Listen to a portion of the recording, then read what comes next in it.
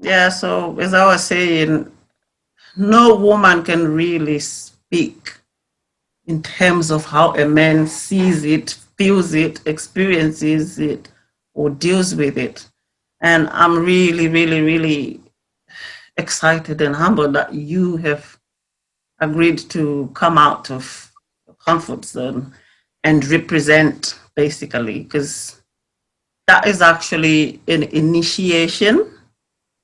Yeah, Or for certain, there are a lot of men out there who are going to hear you and relate. yeah, As women, we can, the, lately, there's women who are actually, like me saying, we talk about men as if we know them, but we don't really know them because we never really create that ground to have an open conversation about roles between men and women. And so most of what we say about men is what we've heard, and we've heard it from other women.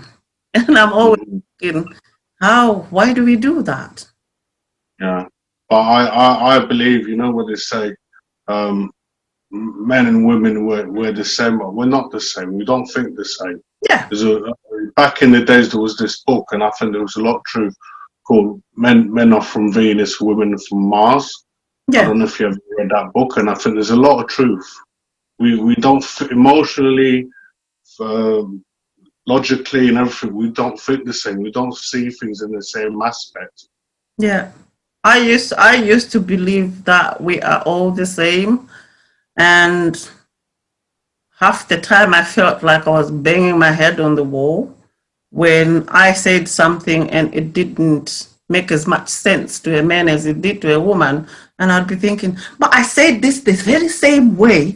Why can't he get it? We are not the same. I mean, from a man's point of view, how could I? You know, say, oh, I mean, I've been the person that I'm with now, my wife now, for 20 years. Hmm. Now, and it's you know, they say, oh, um, you got to try and understand your woman, understand. But I think it's easier to accept the person that you're with than rather understand, because certain things you would never understand. I would never know what it's like to give birth. I would never know what it's like to have that pain. I could appreciate it, I could Mhm. imagine it, but I would never Mhm. know. So we can't think the same. We can't. Yeah, yeah, Our pain threshold is not the same. yeah. So biologically, we're not the same. Hmm. We're equals in so many ways, but in other ways we're not. Yeah. It's you And should accept, you should accept the way that person is, and you deal with it accordingly. I think the key that you've just said there is acceptance. That is very Yeah. key to anything being successful. We can't try and force ourselves into slots that we don't fit in. We will just end up breaking each other. And this is why I'm really happy that we're having this conversation today. It's supposed to be an interview, but I think the way we're going to go about it is you express yourself. I'll ask a few questions that maybe it can channel what you say, but I would appreciate it hearing it from the horse's mouth. Some of the questions that we ask might actually end up narrowing you into certain corners. So I'm only going to ask a few basic questions and you can tell me as much as you're comfortable telling me, because I think this is groundbreaking and it shouldn't really be the only conversation we have. I'm hoping Mhm. we have more conversations so that people can open up to the idea. Um, Okay, go yeah. for it. I'm gonna start, and as I said, I'm going to record this, and you're happy with it being shared. And my first question is, please, could you just give me a background of who you are? Right. My name is Jean-Louis Delomme. I'm ex-military. I was in the forces in 1990. Was in the Marines. And when I came out, I trained as an engineer, worked as a on lorries as a mechanic, and now I work on the railway.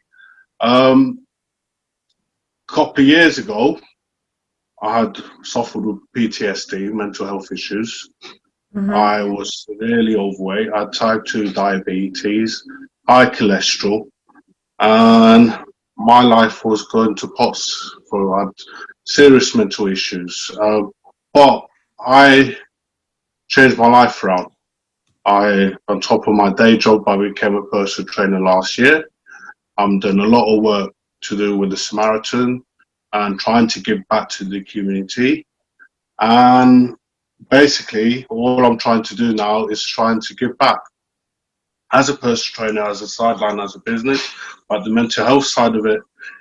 My mission in life is not to say I want to live forever, but if I could leave a legacy when I leave this planet, that's my aim. If I could change one person's life, then that makes me happy, and that's my aim in life now. And that's how I know you, actually. Somebody who is making a difference in people's lives. Honestly, even myself, the days that I got to follow you on Facebook, I was going through a lot. And listening to you, reading the messages that you pass on Facebook, every time I felt like I can't do this, that really just picked me up. That means a lot, and that's why I do this. This is exactly why I do this. Yeah, so when you talk about one person, if you're going to leave a legacy of one person, I'm the one person. So I guess we're saying there's more than that. There's more than just one person. Yeah, and I would never have imagined that you went through things that you've just said now, and even more in terms of domestic violence. So my next question really would be, where did the domestic violence fit into you being in the army, you being an engineer, and then giving back to communities? Well, I've got it was one of my relationships that I was in. This is over 20 years.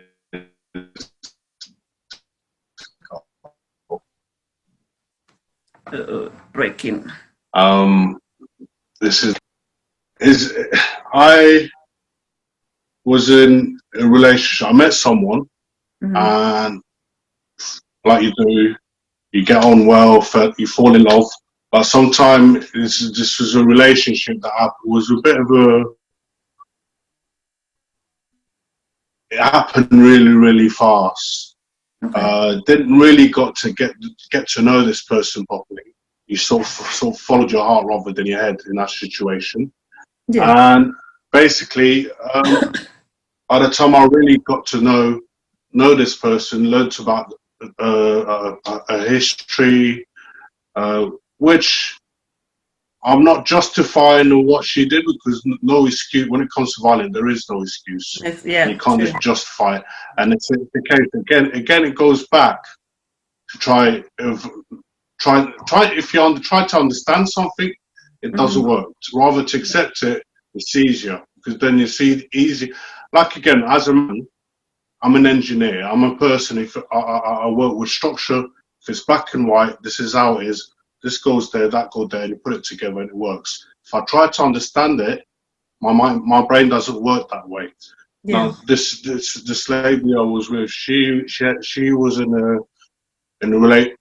As a child, her father was abusive.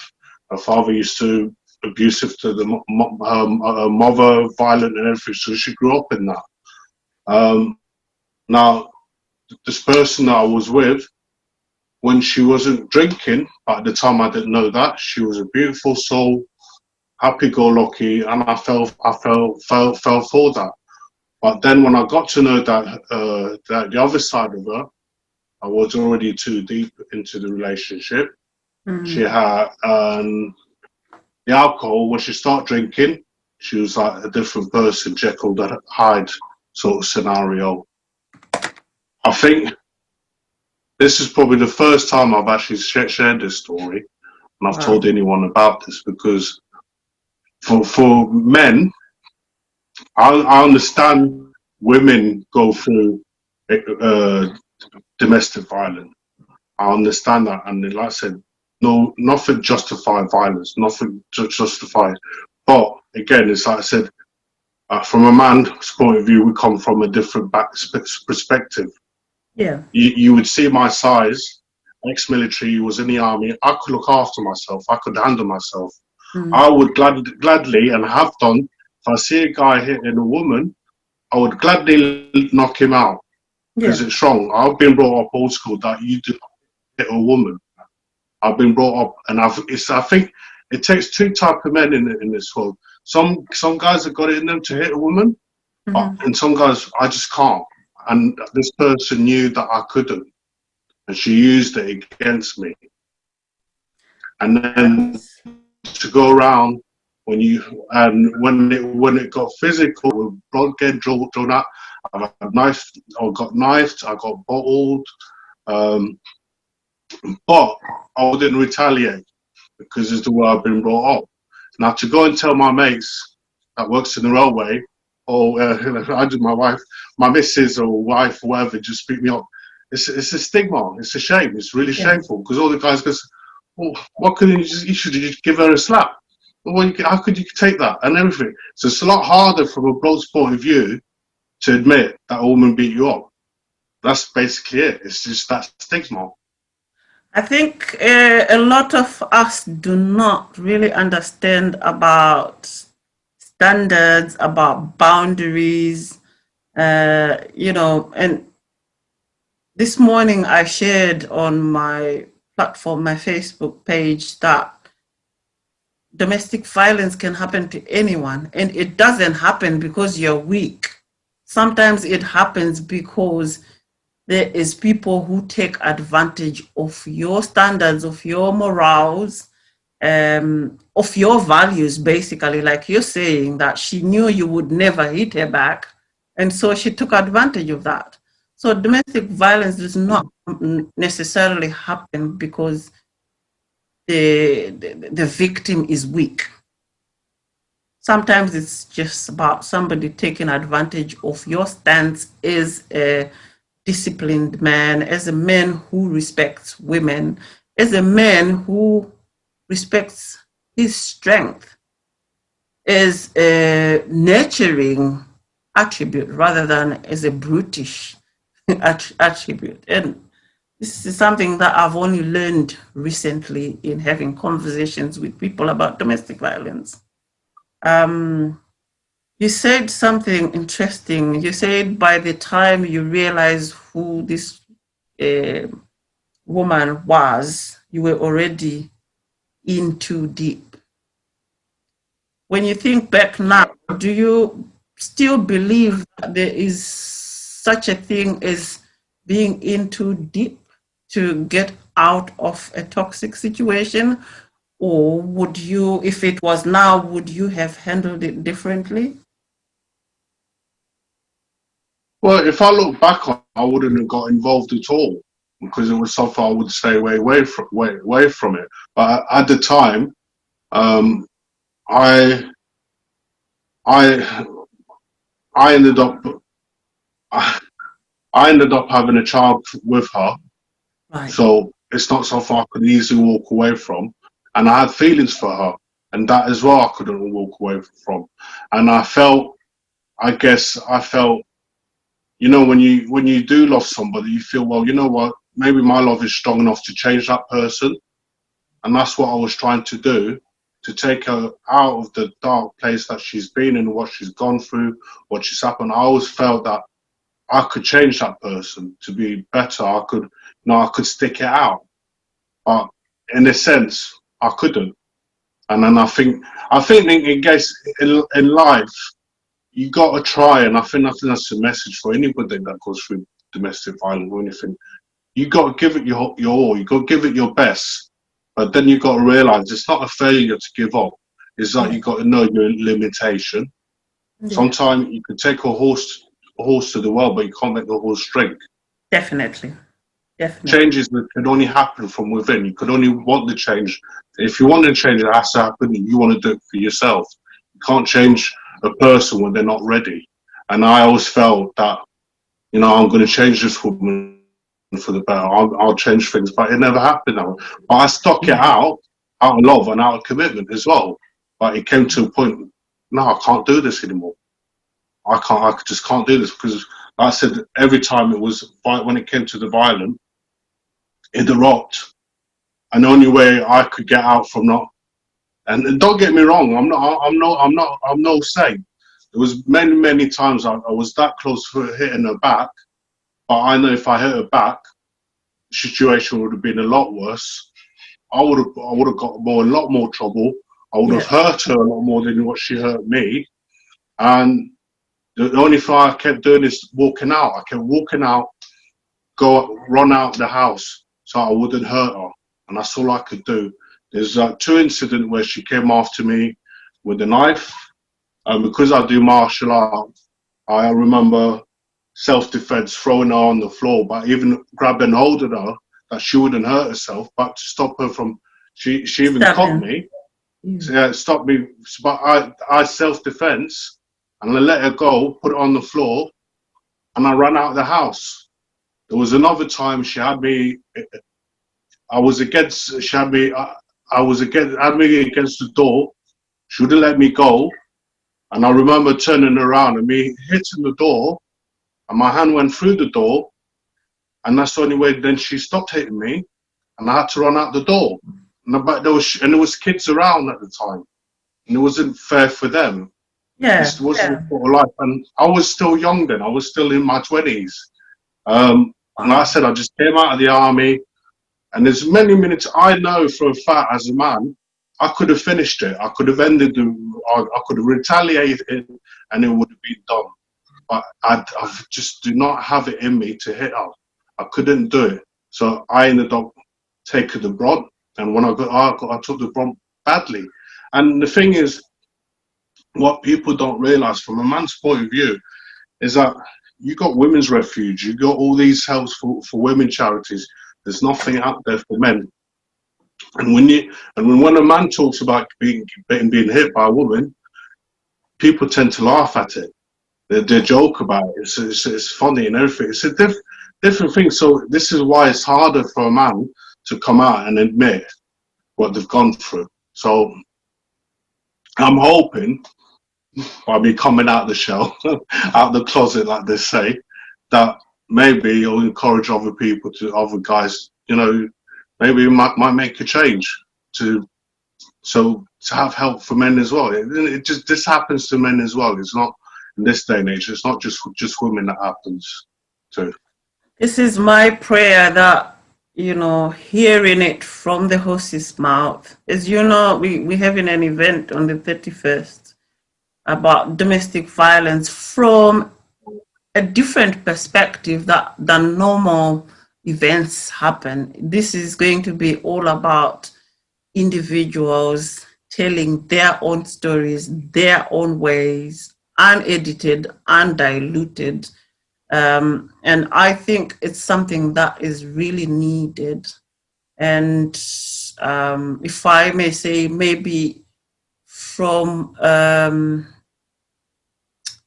do I put this? From a Black and ethnic minority basis, it's groundbreaking. I have researched and I've seen not a lot, but a few white men who share their stories, but I've seen almost next to no Black and ethnic minority men telling their story. And yet I think it actually happens more in terms of men, really, not comparing women, but in terms of men, I think it happens more with our group of people. And I think I'm sorry to cut you. I think that's probably because more of culture than anything else. Yeah. Because from an ethnic Black men, we're more so attitude is because how could you take that crap? I wouldn't take that. I would just give her a slap. Slap her. That's the attitude that you give. You say that to one of your friend of mine. My woman hit me. First, so what didn't you give her a slap? I could like that. That's the attitude. But this is why. When you go to feel what you feel, well, is it a sign of weakness because you can't defend yourself? But it's not because I couldn't defend myself. I choose not to hit her back. I just chose not to hit her back.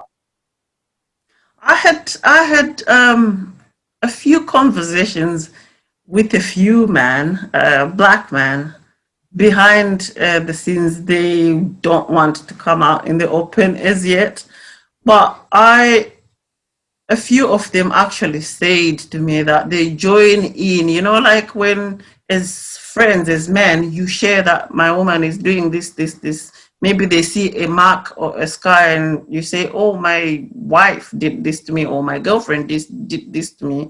And these guys said, I'll be the first one to say, oh, they've just knocked her dead and blah, blah, blah, blah. And meanwhile, this guy is actually having the same experience at home. So it's like he's acting like it would never happen to her so that the attention does not go towards him. I mean, he's saying it could never happen to me because I would beat her up.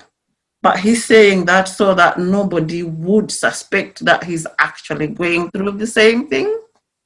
Yeah. Which I found quite interesting. That it's that bad that people will go to any length to hide it. And I think it's sad because there is no problem that can be solved until you acknowledge it. Yeah, and I think from this day, it's probably. I'm not saying that it's easier for women when it happens to them, but at least they've got an outlet. At least they've got places to go. They've got places where they could get help. Men don't have that. We try to go to a police station. Even the police station, we get laughed at. So where do we go? There's some women who hate me.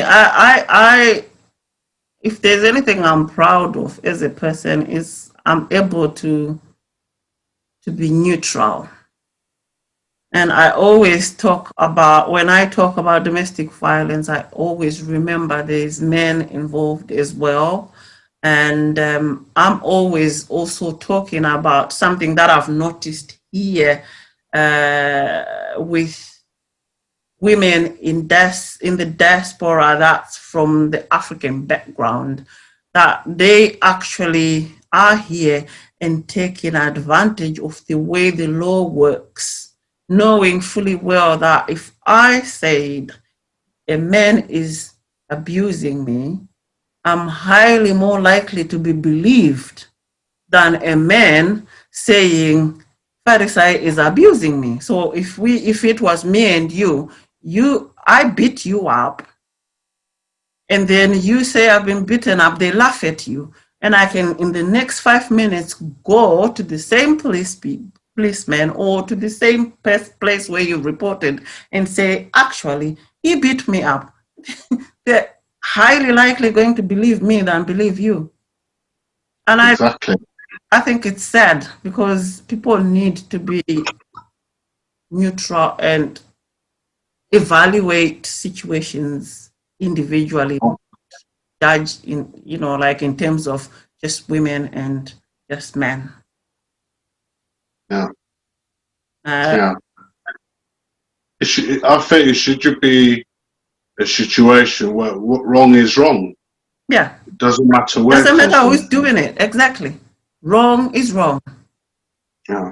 People easily make excuses for women. It's like, I remember myself personally when I was full of anger because, as you know, I've suffered domestic violence as well as a young person. But from then, I went through a very long angry phase where I even used to pick fights, get into a relationship, and I'd pick fights because I was full of anger. And I always got away with it. because I'm a woman and I knew it. And I mean, it's not something that I'm proud to be saying, but Mm. that is what used to happen. And yet, and when I look back, I was just a damaged human being, and I was lashing out at the world, basically. But it's not an excuse. What I've learned now is if you're struggling with something, you're better off seeking help rather than thinking you can solve all your problems yourself, because you end up just hurting yourself, hurting your children, and hurting the men that are supposed to be loving you. I totally agree with that, and this is why I am doing what I do. Um, and I think creating a community will support. I think someone's gonna. This is, I guess, this is why I'm starting. I'm hoping by me coming out like this, I could be the starting block of something happening with more guys doing it. Definitely. Yeah, so it could be the start. And I think Definitely. this is the only reason why I'm doing it. This is actually pretty hard. Of everything I have I done, know. this is I probably know. one of the hardest things I've had to do, because obviously it's feeling, am I weak? Am I not? But no, I'm trying to fit. No, this is I'm trying to get. I think in life, for every negative there is negative. You got to make something negative into a positive. So Exactly. this, I've so I think. I've I've seen you. I've seen the proceeds of you turning a negative into a positive. Trust me, I've seen it from so many angles. You know, when you told me, I like, okay, I have a confession. When I first started following you on Facebook, I used to get touched by your words, and but I used as a woman who's been abused by a man and was kind of getting help at that point. I used to wonder, is he genuinely saying this, or is he just saying this so that I soften up to him and then pounce? Because you kind of subconsciously start judging men as men together, not as individuals.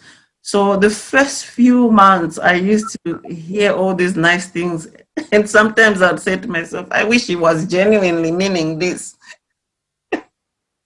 And now that I have actually got over my own barriers and my own insecurities with the help that I've received, I can actually see you for who you truly are. And you saying turning a negative into a positive, I can fully see it now. And trust me, a few months ago, I wouldn't have been doing this interview with you because I would have been very uncomfortable. Thank you. That means a lot. And I believe in life. I believe there is a lot of negativity in the world. And Mm, I do believe social media and Facebook and everything like that, you can meet a lot of weirdos. But yeah, I think you just got to focus on what you believe in your heart is right. You got yeah, to yeah, listen. Then what you did, listen to your conscience. It's very good to listen to your conscience. yeah, Do your research, but there is a lot of positivity that comes out of Facebook or social media. yeah, Because like, look at the community we created, the group that we created. You meet yeah. some beautiful, positive people, and I believe if you bring the right people in your life, Hmm. as truly friends, down pure friendship, down to brotherhood, sisterhood, that thing would help you grow. Yeah, Bring it will. positivity. You grow with that. You grow, and this is what I'm trying to create. And I feel, from my experience, for what you're doing, what we're all doing as a community, even in the group, of what you're doing, Yeah, it's all about changing people's life. I think there's too much negativity in the world. There's too much. I think love is the best thing in life, but love yeah, it in its yeah. purity, love and friendship. And like I said, I've been through a lot. I've been Mm. through hell. I've seen a lot of stuff that most people probably have Wouldn't. things standing up on their hairs on the hair standing up on their neck. On their What I've neck, seen. yeah. Um, but I'm trying to change it round. I'm trying to change it around, and I think through friendship and support, no man's an island. We need other people to grow. Definitely. I think, like you're saying, that love is a beautiful thing. I always feel that it's quite sad that some people get to live their whole life never having experienced what love feels like. And I'm 48. I just turned 48 2 weeks ago. And there was a point, I think around 2017, when I was thinking, I actually could die and not really know what love is all about. I've lived since I was 16, driven by the demons of what happened to me when I was 16. And I was thinking, my God, look at how old I'm getting. And really, was I put on this earth to live life without knowing love? And I think that's when I started playing around with the idea of coming out with it, because I became so obsessed with hiding it that I would have done anything to hide it. And it was hard work. And it brings me to my next question. How did you manage to get yourself out of it? Well, for me, I don't know if we're allowed to say this on this forum. For me, it's my faith. I became a born again Christian. That's how I found it. Wow. And it's through my faith, my prayer and everything. That's how I got out. I said I was type 2 diabetes. I was high cholesterol and everything. And through my belief, through my prayer, through the scriptures, I changed things around. This is why I became a personal trainer, lost weight, and everything. And this is me giving back. My conscience, I believe my conscience is the Holy Spirit. So I listen to that now. Yeah. But I guess for other people, if you don't believe in God, whether you're Muslim or Hindu and everything, I think you need to be connected in your spiritual self. You need to meditate. You need to go within yourself. You need to look at yourself from an outside in. Sometimes it's easier when you look. I remember when I got to my darkest moment in my life. How am I going to change this? And I think the best thing you got to do is it's almost as like you take yourself an out of body experience. Yeah. You look at yourself and you look at yourself, and you're genuine and honest about your life. Criticize yourself. Is this what you really want? What would you say to yourself? I'm laughing because 2017 I was in a car accident. I drove into a wall somehow. I was very messed up. Then I was working nonstop to get away from my demons.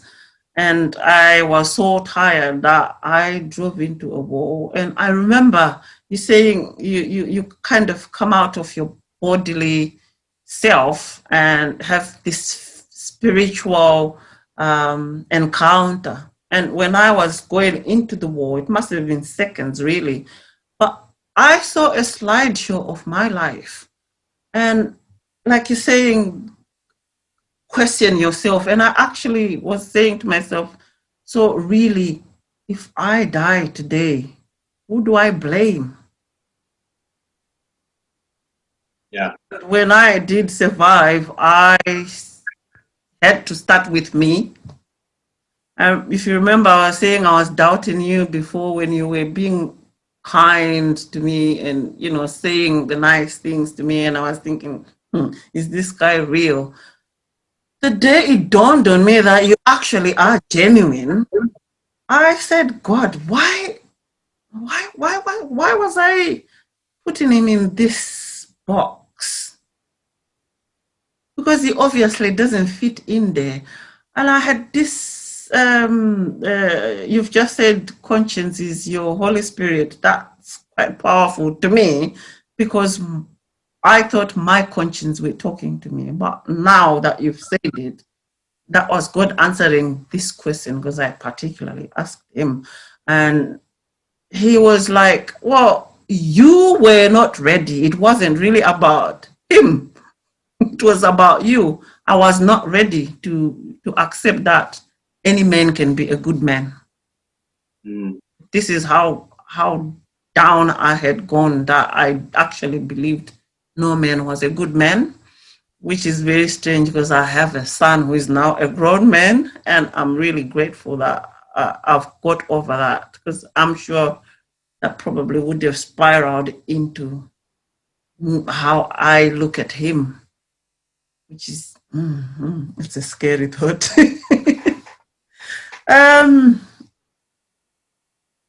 My next question is,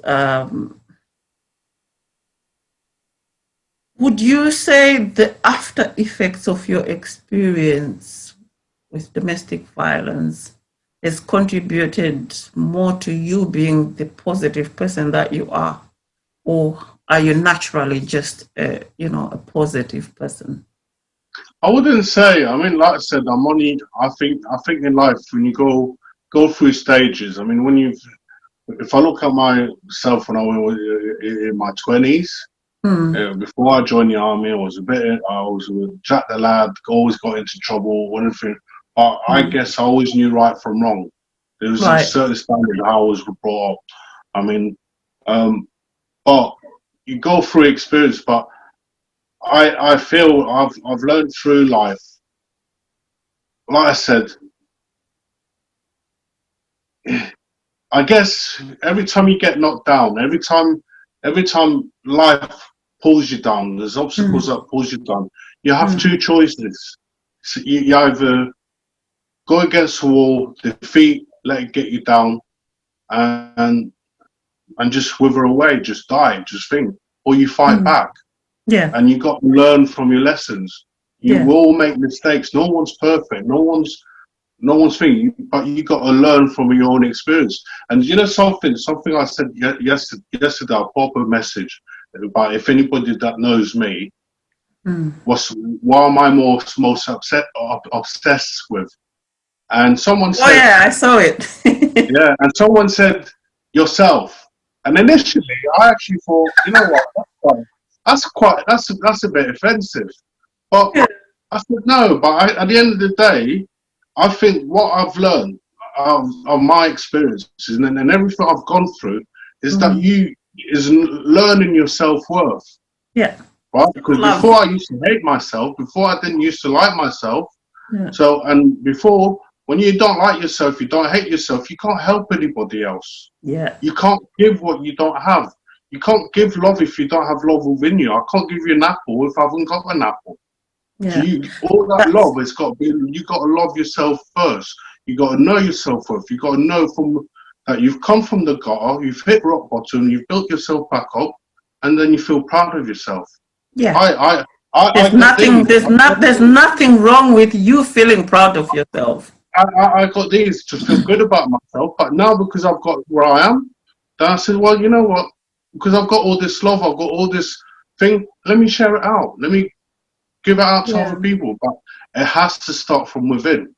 Yeah. Yeah. So I think that's another area where humanity has lost that wisdom that, you can't give what you don't have.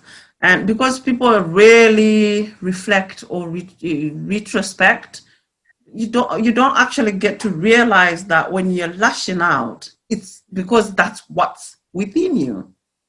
And when you're loving, it's because that's what's with you.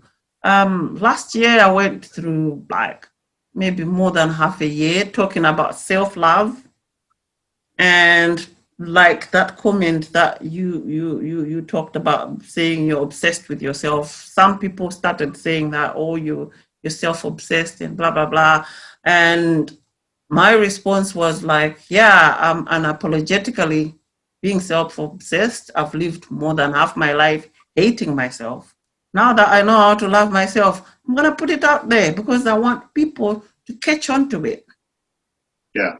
Even if I can't give it to the whole world, putting it out there, having people see it, might encourage people to emulate it. And, half the people that were saying I'm self-obsessing back then, I've become quite close with them now, and I've seen changes in them as well. And this is what I'm passionate about. I really would like if not everybody, as many people as possible to know what love feels like. Yeah. And you Even in the Bible, I mean, Christ said, "Love your neighbor as you love yourself." You exactly. have to love yourself first. It You know, sounds complicated, but it's that easy. it is. So you can't give. So I've to answer your question. If I look back, how would you, if this was going to happen again through violence? I feel if I had that self-love, Yeah, I would have done things differently. yeah, true. Because at the end of the day, I would have had respect enough for myself to protect myself, but still willing to find help for this my ex in a proper channel. But I think at the end of the day in life, you have to come first because you can't help out. You know, charity begins at home. You have to help yourself first before you could go and help other people. Okay. My last question is this. What do you think of people saying, I'm staying in a toxic, abusive marriage or relationship for the sake of my children?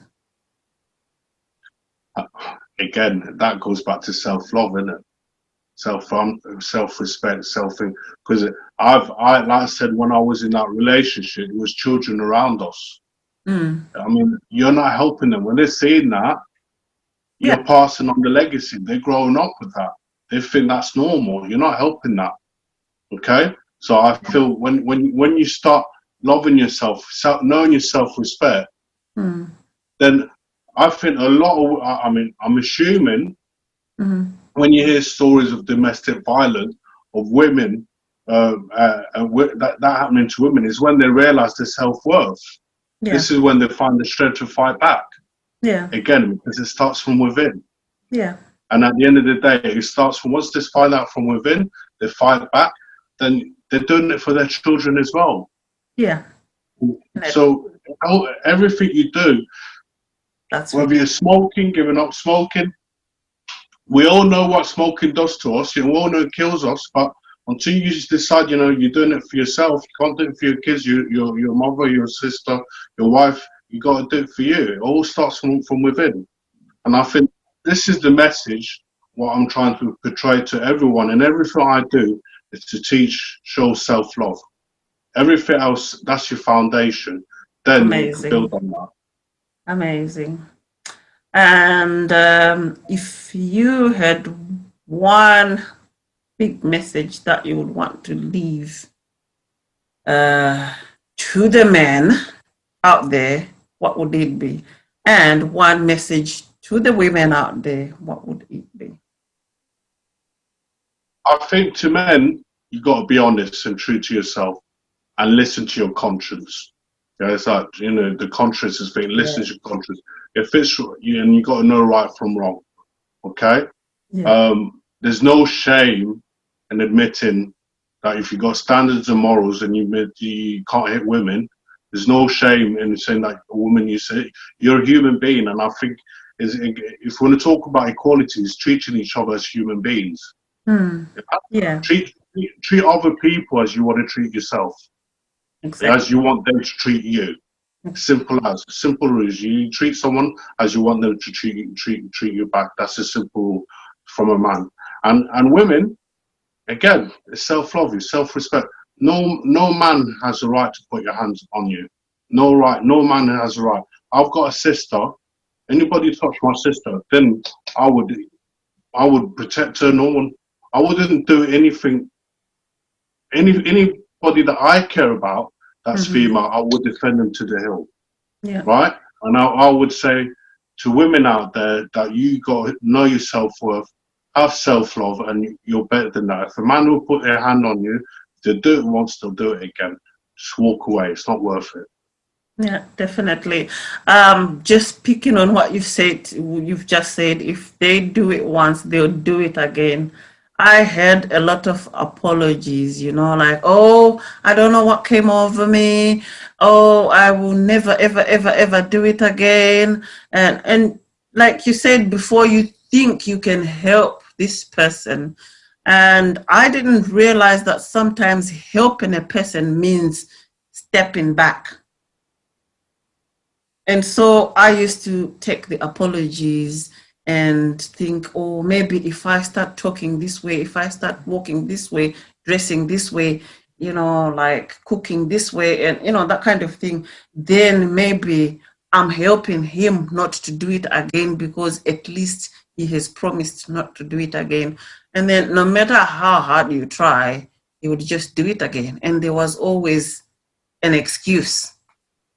And there was a point when, I had to say, what, I'm better than this. To way more than that. To me, guys would always say that hits women, or they say, I've done it for, even with my experience, I love you, I didn't mean to do that. But that's not true love.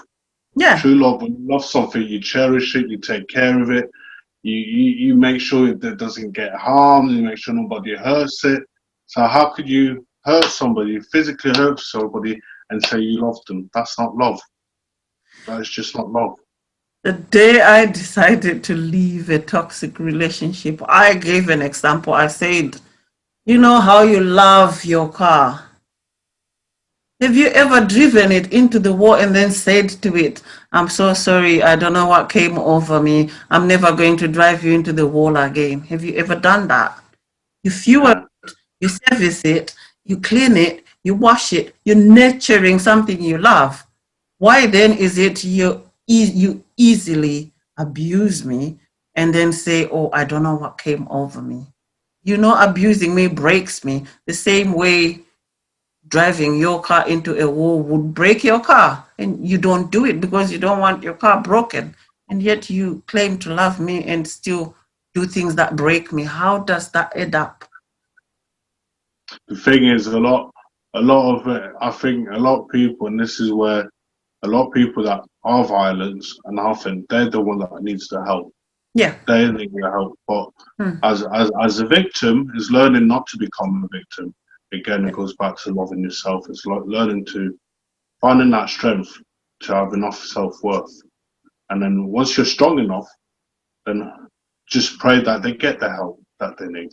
That's what you can do. Yeah. I would say if you want to help them, actually remove that value of yourself from them. Yeah.